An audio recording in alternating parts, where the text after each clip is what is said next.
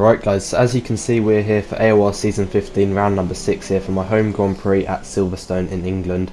And going into this round I was feeling pretty good because it's my favourite track, despite the fact it's obviously my home race. That's not me being biased in any way, but I really do enjoy the track, and the setup was feeling pretty decent in both conditions, like wet and dry. But I didn't really get too much time to practice once again due to exams, so I was coming into it a bit apprehensive in terms of especially the second stint of the race, but I knew once we started qualifying that it was going to be an intermediate race and it was going to be light rain throughout the race, so I knew that that plays to my strengths, and I've been in that position around here many times before racing in the intermediates. And you can see this is my fastest lap in qualifying. So far I've put up a 27.1, which is not really a competitive time at all. We should be aiming towards a 26.6 because that's what I'm capable of, but once again the frame rate was quite bad because obviously with more than 15 or so people you're going to have quite bad frame rate for some reason on this game. But I'm going to talk you through the remainder of the laps. So heading around Copse, 8th gear flat out, try not to scrub off any speed heading towards Maggots and Beckett's, flat out in the first two parts, shift down to 7th, not really hitting that apex too well, down to 5th, getting a good exit onto the hanger straight, opening DRS, and you can see we're just under 2/10 up now, which is not an amazing time, but we're going purple at the moment, so it's clearly good enough for pole position, but the frame rate is making it pretty tough. Going around Stowe right now, you can extend that quite a bit, but I don't think many people did that obviously because you're going to get a penalty in AOR. But shifting up to 4th gear now, short shifting up to 5th, and going around the final corner, across the line to set at 26.8, but I know we can go quicker than that because that's pretty much 26.9 if you look at the time there. But yeah, I know we can go a lot quicker than that. I think we've got about 3/10 in us here, and you can see someone's off to the side of the track. That kind of puts us off a bit there around turn number 3. 3rd gear, round the loop, and short shifting up to 4th. And Nardi's put up a time of 26.7, which is a good time from him, but I know we can beat that. And you can see going down the Wellington straight now, and we're actually down on our previous best time. So we've got to push hard here. We've got Alex right in front of us, who's kind of giving us a bit of dirty air as well, so that's not helping us in any way. And going right out to the curb on the exit, up 7th gear now, down the old pit straight towards Copse, 8th gear once again flat out, and you can just see the speed we can carry in these 2017 F1 cars. And now heading towards Maggots and Beckett's. This is where I lost quite a bit of time in my last lap, so we're going to be very, very aggressive around here, flat out through the first two parts, and you can see I've cut the corner, and that's pretty much my lap over. What is my lap over now? I can't go any quicker, and you can see that's actually good enough for second place, which to be honest I didn't think it would be because I've got a lot more speed in me, and I knew other people could go quicker than that as well. But I think the frame rates did make it quite difficult for people. But you can see intermediate conditions here, that suits my style. As away we go, and we're getting a decent start, short shifting up through the gears. Nardi's all over the place heading towards turn number 1, and we go up the inside, and he has pretty much just left the door wide open. He's gone a bit wide there, and we've managed to take the lead, so effectively being gifted the lead here at the start, which I'm going to take it, to be honest, because I want to win my home race and start to like make up some points on synthetics. I think the gap was about 53 points at this stage, so exiting entry now I think it's called, and not really feeling too good at the moment. And Nardi is right up behind us. We're going to have to go defensive heading towards Brooklands, and he goes around the outside, and we're going to stay in 4th gear, and we managed to hold on to that position pretty well there. 3rd gear now around Luffield I think it is, getting a good exit, and already we're starting to extend the gap ever so slightly. So in the first sector really of the race I didn't really have much grip at all, but now we just got to get into a rhythm and try and extend the gap to the cars behind. Flores in P3, he's always pretty quick, but I don't think in these conditions it really suits his style I should say. And Nardi, I think we've got the measure of him in terms of pace in the wet, so it's looking pretty good for us for a home win.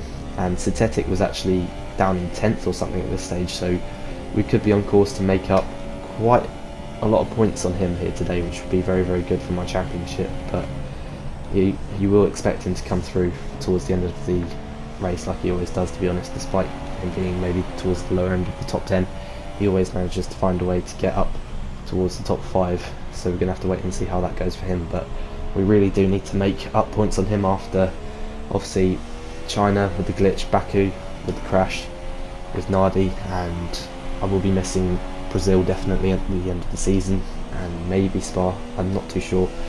I might still do it, but it depends on how much revision I've done for my exams the day after Spa. So you can see setting the fast lap there at the end of lap 1, obviously leading the race.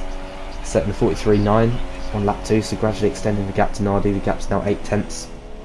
And now moving on to lap 3, we were just setting fastest laps after fastest lap here in the start of the race really. You can see 43.6, which is a very, very good time, and you can see the gap to Nardi is massively extending now. 43.4, that's really, really good pace, and now it's 2.2 seconds, so after lap 5 it's looking very, very good for us now, and we just got to manage the gap. Moving on to the end of lap 5, onto lap 6, and we've set 43.3, so just setting fastest laps after fastest lap, and no one could really match this pace as we set another 43.3, set another fastest lap. And you can see now moving on to lap 8, Nardi is about 2.1 seconds behind us, I think, and he was giving me a run for my money. He was like really, really, you can see that he puts up a 43.1, we put up a 43.4, so he was definitely pushing us quite hard, and it looks easy in this position where you've got a gap and you just have to manage it, but it's really, really not. It's really still quite intense to just keep that gap constant and try and extend it, because I prefer to be the car behind trying to chase the car in front and then be the car that's being chased. But I've been in this position around this track in these conditions many times before where I'm in the lead and having to just manage the gap to the car behind, so it wasn't really a massive challenge for me. And you can see we're going to have to react to Nardi's pace on this lap, because on the last lap his pace was pretty insane, setting a 43.1, so we've got to react to that because he caught up 3 tenths on us, and it did seem like every time he put up a time that was quicker than me, I could always go and respond to it pretty well, and you can see that through this lap. And going towards Maggots and Beckett's now, this has been a very, very good lap, and we just want to set another fastest lap on this lap to really just show that we've got better pace than him, so he doesn't really get too confident when he's driving, start catching us and get into a good rhythm. So we need to stop his momentum. You can see 1.5 tenths up here on lap 9 in sector 2. The gap's 2.5 now, so we've already extended 4 tenths on this lap so far. Heading into the final sector, going 5th gear around Stowe, not really hitting that apex too well, but that doesn't really matter in these conditions. Braking at the 100 metre board, going 3rd gear, taking that pretty nicely, and round the final corner up to 4th gear. And what's the time going to be? It's a 43.0, and that was the perfect way to respond. You can see the gap's now 3 seconds, so we've managed to pull out 9 tenths on him on that lap. And now moving on to lap 12, into the pits we go now, and I think we pitted probably earlier than was the optimum time to do so, but I knew just to cover off Nardi, because say if I continued for another lap I bet he would have pitted, so yeah, we don't really want him to get the undercut, so that's why I pitted 1 lap earlier than most people. And well, actually you can see quite a few people have actually followed me into the pits behind trying to get the undercut as well, but it was definitely the right thing to do, as you'll see in a minute.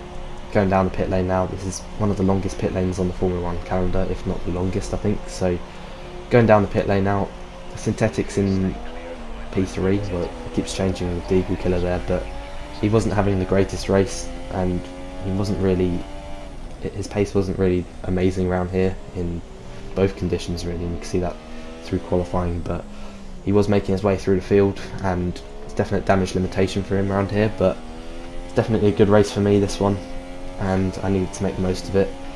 And you can see we're going to stay on board for this lap, I think, and going into rich mix just to show that we, like, obviously we're going to have to push really, really hard here on the outlap to just make sure we extend the gap to Nardi. As heading around Luffield, 4th gear, you get a lot of understeer around there. Going up through the gears now on the exit, getting a good exit towards the old pit straight towards Cops, shifting up to 8th gear and going back down to standard. Now down to 7th as we go slightly wide around there, lucky not to get a warning, but at this stage of the race I had no warnings whatsoever. And now heading through Maggots and Beckett's, going down to 6th gear for Beckett's, now 5th gear for Chapel. And you can see here that we've set a purple middle sector, so that shows that the undercut is definitely working for us. And I think when I pitted, my tyre wear was on about 50 to 60% from what I can remember, so Nardi continuing for another lap is obviously going to lose some time compared to these fresh intermediate tyres that I am on right now. So Going third gear around the Vale chicane towards Club Corner and towards the end of the lap. Nardi's in the pits, you can see on the mini-map, and it's going to be interesting to see where he comes out as we set a purple last sector as well. And you can see going past Nardi now, Synthetic's in front, he's yet to pit, and we have a gap of about 5 or 6 seconds there, which is definitely a very comfortable margin to have for the rest of the race. So you can see, moving on to the end of lap 14, what's the time going to be on these fresh intermediate tyres as now heading around the final corner, and across the line we go. It's a 42.4, which is very quick time, and obviously that's going to be helped by our fresh tyres. Nardi wasn't as quick obviously because he exited the pits, as Flores sets a 42.1, so 3/10 quicker than us, but I don't really care about that, to be honest, because Flores is quite a bit behind, so we don't need to worry about him as we set a 42.1 on the next lap after that. And Nardi crosses the line, he sets a 42.0, so once again it's 5.8 seconds, but we still want to respond to his pace so he doesn't get any kind of momentum to start catching up towards us, as now heading towards the Vale chicane once again. And yeah, lap 17 going on to lap 18, still looking very comfortable, but once again it may look comfortable, but when you're driving, I wish some of you could understand how intense it actually is, because you're having to really manage the gap and it's quite easy to make a mistake. And you can see there we set a 42.0 to respond to Nardi's pace.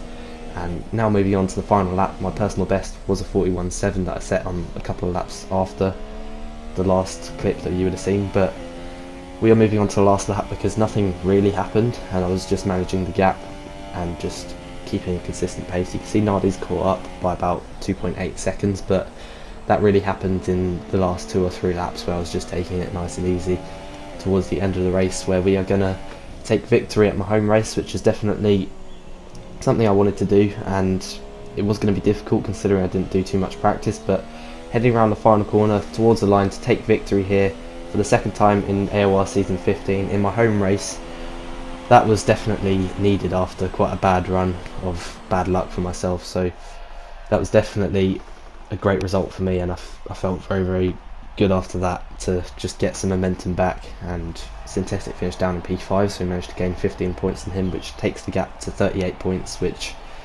still is a massive margin that is probably going to be not beaten because of the fact I'm missing Brazil. But I've got my first ever competitive kart race, which is a 24-hour kart race with my brother and a couple of his uni mates, so that's definitely going to be a very enjoyable experience, so I'm not going to miss that for AOR around Brazil. So thank you very much for watching.